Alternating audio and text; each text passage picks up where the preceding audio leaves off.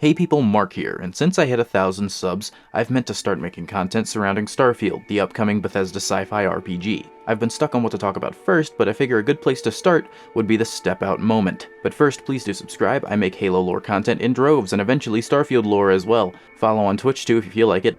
I'm currently making my way through the Resident Evil franchise, and I'm about to finish 3. I've never played any of them, but I'm very excited for 4 as this is everybody's favorite. Anyway, what is the step out moment, you ask? Well, think back to your favorite RPG open world games. Some have really early step out moments. Breath of the Wild is known for it being virtually immediate, but for most people, it would be when you get the paraglider and are now free to traverse the entire map. For The Witcher 3, there's a few. When you leave the tavern in White Orchard for the first time and you're free to explore that area, do a couple contracts, a couple side missions. Next would be when you arrive in Velen and you're free to explore this big-ass depressing map. It's pretty obvious in Fallout, it's always the same. Leaving the vault is the most literal step-out moment and appears in every one of them. With Elder Scrolls, there's a surprising amount of times when you escape a prison or a dungeon. Actually, I think that's every single Elder Scrolls game. And when talking about step-out moments in Starfield, Todd had this to say. You always have that step-out moment into the world, so to say. Technology's changed, we've all changed, so our expectations when loading up a game, like, okay, I'm gonna step out, and there's gonna be this moment. Us being able to do that and have it feel new every generation, every game, is something that is really special about what we do. I like to say that Starfield has 2 step-out moments. It's cryptic. So what does this mean? Well, we know Starfield will have over 1,000 semi-procedurally generated planets and some more carefully curated ones where the main bulk of the story and side content will take place, I assume. And we can tell from the character creator that we start as a miner for Argos extractors and we have an employee ID. We can sort of piece together the start of the game from the trailers. The company we work for sends us down into the mines, we head deeper and deeper into this cave and discover one of these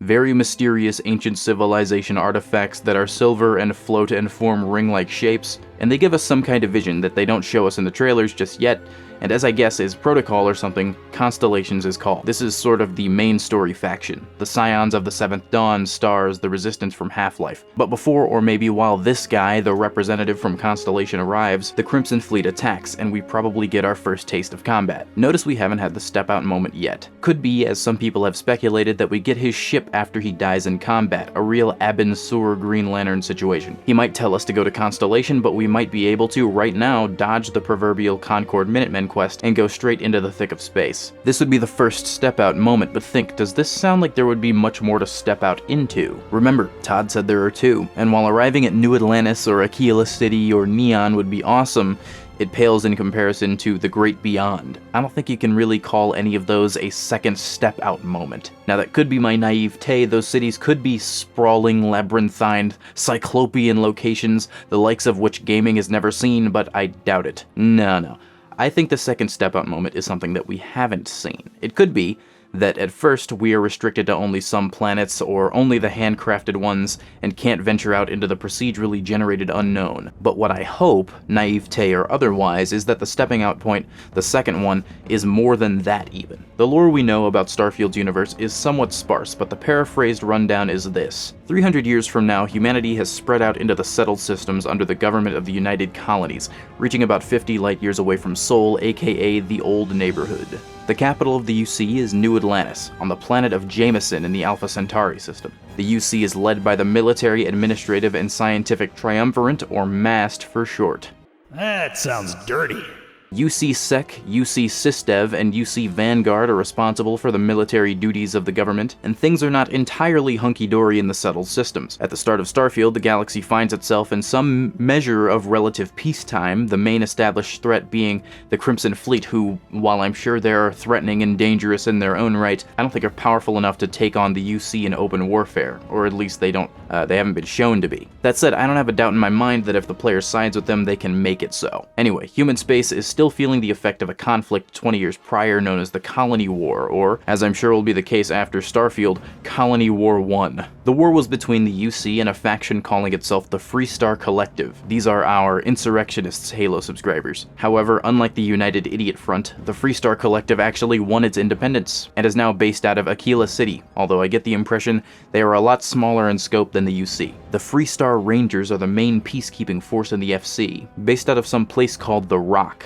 The FC has been described as based on a space western fantasy aesthetic, so I'm imagining a cross between Cowboy Bebop and Fallout New Vegas. So I know where all you NCR Ranger simps are immediately heading. The aforementioned Crimson Fleet has been growing in strength and number, meaning they will be the analogous Civil War Skyrim questline, important to the lore, but a backdrop to the dragon stuff. Anyway, the rest of the lore is, as I said, a little sparse. There's Constellation, which I assume is more main story focused. There are some factions mentioned, like the religious cultists in the House of Varun. There's the Ecliptic Mercenaries. There are various corporations, which I'm sure will be more evil than Super Space Hitler, because that's just how these things go. And that's it. That's all we know. There are some smaller world-building details and locations I skipped over, but that's the bulk of the setup we have for this world. And honestly, it feels a bit empty. Now, I know we probably have less than, I don't know, like 3% of the lore revealed, maybe 1%, but just from a narrative standpoint, it feels a little run-of-the-mill as sci-fi universes go. Not generic, necessarily, but nothing new or very different. And if there's one thing Bethesda's worlds are, it isn't run-of-the-mill. Take a look at Tamriel. This is a very strange world, based on the shared fantasy universe ideas like elves, dwarves, knights, swords, etc., but take a look at Morrowind specifically.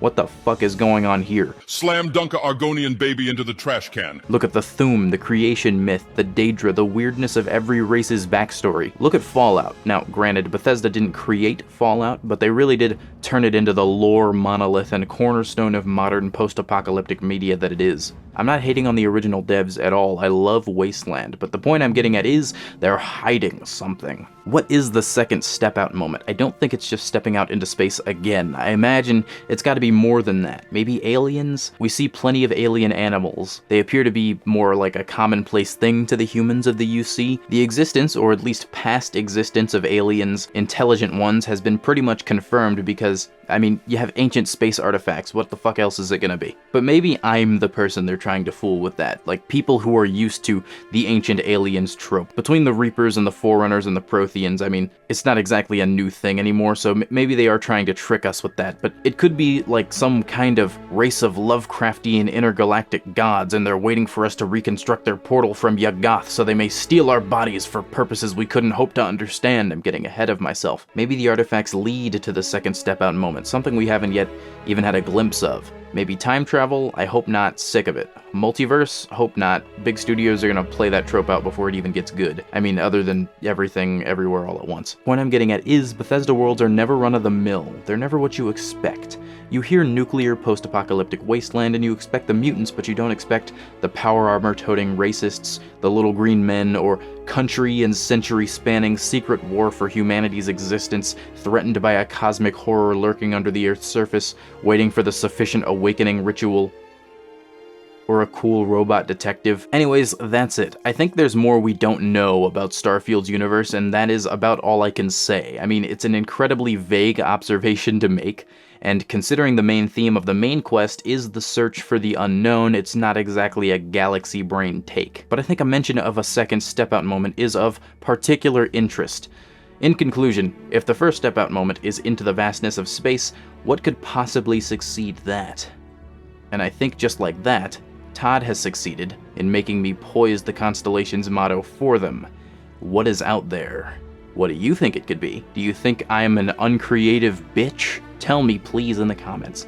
I'm interested to know. Or do you think I'm reading too much into this? Maybe it is just a sort of slightly run-of-the-mill sci-fi experience for now. Let me know. Please. Please let me know. I want to know.